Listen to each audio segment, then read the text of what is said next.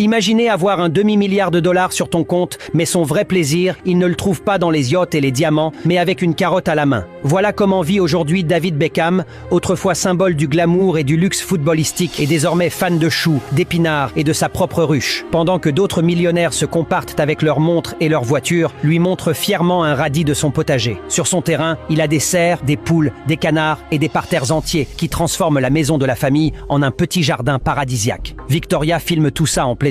Tu réalises quand même que tu es marié à une icône de la mode? Et lui, sans la moindre gêne, secoue sa carotte comme si c'était une coupe de la Ligue des Champions. Se moque lui-même de sa transformation. Avant, c'était moto 7 ans. Maintenant, c'est miel et fleurs. Ce qui est drôle, c'est que plus il devenait riche, plus ses plaisirs devenaient simples. Il prend réellement plus de plaisir avec un seau d'épinards qu'à des soirées hors de prix. Là, une question se pose. Peut-être qu'on se trompe à courir après le statut social et l'opinion des autres. L'un des sportifs les plus riches a déjà compris que le bonheur ne s'achète pas en boutique. La vraie richesse, ce n'est pas une collection de supercars ou des sacs pour lesquels on se bat, c'est son propre récolte. Des œufs frais du poulailler et l'odeur chaude des fleurs. Beckham le montre bien. La plus grande richesse n'est pas à la banque, mais dans ce qui pousse juste sous tes fenêtres.